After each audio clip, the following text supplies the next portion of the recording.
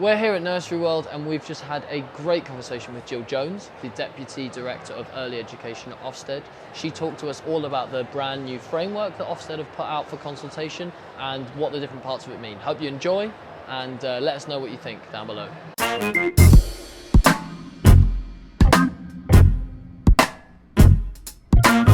So, first of all, thanks so much for taking the time to be here. A new Ofsted inspection framework. I guess the first question is why? Why are we here with this new framework? Okay, well, we're here because we felt that there were some things in our current framework that we can improve. But as HMCI Amanda Spielman has said, that this is an evolution, not a revolution. So there are many things that we're going to keep the same, but we felt that our current framework is driving some behaviour that's really quite unhelpful for children. Okay, and maybe a little more on is there anything specifically that you think it is driving that's Yes, unhelpful absolutely. for children? We think that there is far too much paperwork going on in the name of assessment. So assessment means, assessment is very valuable in terms of knowing what children can do and what they need to do next. It doesn't necessarily have to be linked to lots and lots of paperwork. And our current framework, because we've got an outcomes judgment, is driving people to produce a lot of evidence for us about children's outcomes, which is driving the paperwork. The clearest for me is the biggest change when you're looking through that new draft framework is this quality of education and the kind of split out of that from outcomes. Maybe, I think just if you could run over me, where has that quality of education criteria come from and what's it meant to represent here? The reason we've gone for a quality of education framework is because what children are taught and how they are taught is really very, very important. It's the summation of everything that we do. So that people could understand what we did, we sort of divided it up we gave it a construct. And we gave it a construct of intent, implementation and impact. And so what that means in terms of the early years is that we have the EYFS, which is in statute. We also have our definition of teaching, which is not going to change. So we have the EYFS where the framework itself hasn't got a lot of flesh on it. So in terms of the intent, providers have to put the flesh on the EYFS. They do that anyway. Providers decide what resources they have in their settings, and they decide whether they're going to take a topic approach, whether they're going to do a very much a follow the child's interests approach, or a mixture of the two. So that is their curriculum intent. Then the implementation is about how that intent works in practice. So, for example, why might you choose to use a shape sorter or a jigsaw as opposed to doing something else? So it's about the choices that practitioners make. And then the impact is about, well, what progress do the children make as a result of what you've done? What have they learned? What's the difference? That's great. So I think that it makes a lot of sense, that splitting up. So one thing that I heard both yourself on the Nursery World piece that you wrote actually, but also Amanda Spielman in the initial announcement, was that this is about also putting some trust back into managers. Is that where you see that intent idea, so that you're trusting them to influence the EYFS as they like? Absolutely, yes. And what we're not saying and what we don't want to create by this new framework is a provider thinking that they've got to go out and buy a curriculum. This is really about knowing their children, knowing their staff, and working as a team in order to ensure that the children have the best learning opportunities that they can. So very much do what's best that they're doing already. Yeah. That's really great to hear.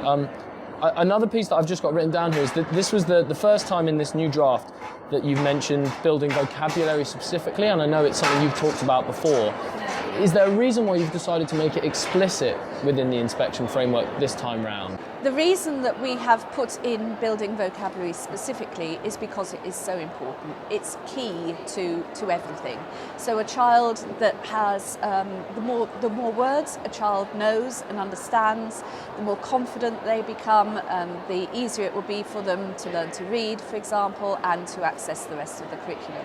So the first stages of building vocabulary from babyhood onwards is vital. So we want inspectors to ask practitioners and leaders about what they're doing and how they're working to ensure that children learn more and remember more. That's brilliant. So I suppose the final question just around this new quality of education outcome, is this a move away from outcomes? Is this a move away from focusing on the outcomes of the children and back really to the teaching itself, or is it still important what happens when children start to approach that school age?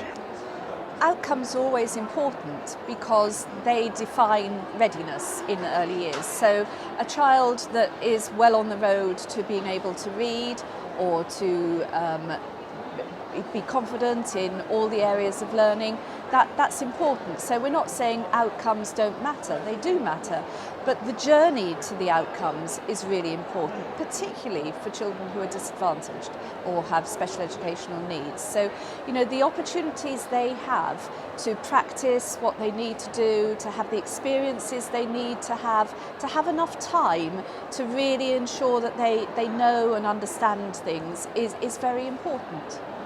The other main change in terms of those inspection focuses now is obviously that you've separated out behaviour away from where it was before under the three categories. What's the thinking behind that? What's the thinking behind separating out behaviour?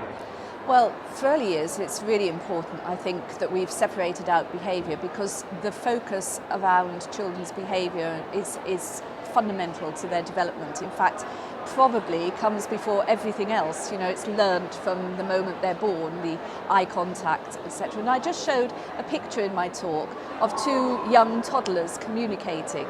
And it's very evident that children that have a really good experience from adults working with them and modelling that behaviour, that transfers to their relationships with other children. So it's key. And what we want to do, we separated it out because adults do lots of things that influence children's behaviour, but ultimately children's behaviour is their outcome, their input. So we separated those judgments for two reasons. One, to give the emphasis that we feel that it deserves, and two, so that we can actually separate the modelling that the adults do and the protocols that they give children from how children actually behave. One more thing just on behaviour. The thing that initially struck me was that how much behaviour is determined by what a leader can do in a nursery and how much it's determined by area, by the cohorts they maybe get. Maybe one year they have a wonderful cohort of children, the next year it seems that there's just these behavioural issues in them. Do you feel like there's a concern it might add a little more pressure on to nursery managers and childminders to when they do have behavioural issues, that they're worried they're going to be judged as a setting badly because of that?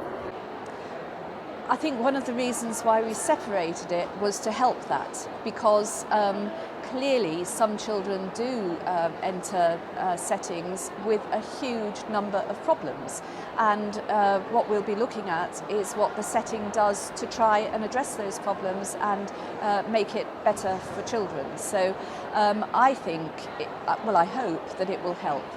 That's brilliant. No, that's a really great answer. I think just finally, kind of trying to sum up, one of the things that is one of the big talking points of this framework that both you and Amanda have talked about is paperwork.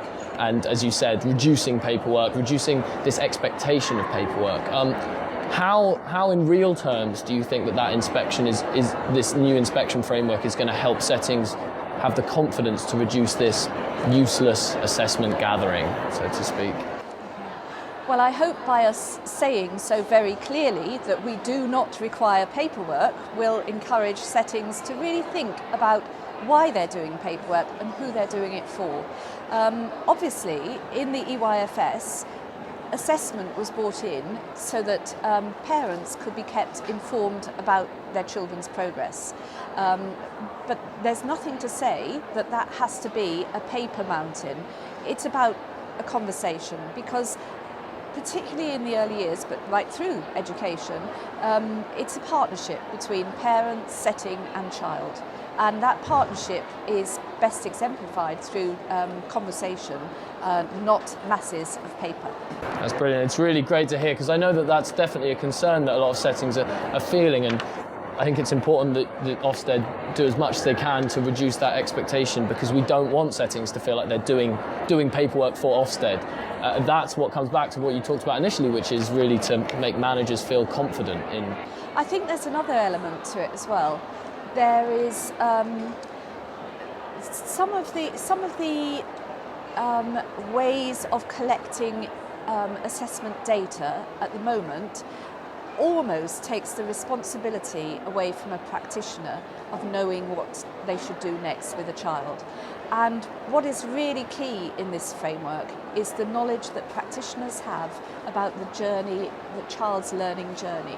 So we know that the most effective adults that work with children are those that fully understand the sort of pathways children take from not being able to do something to being able to do it, whether that be in terms of potty training, or whether it's about learning to climb a new piece of apparatus, or whether it's learning to paint or use glue sticks, or whatever it is.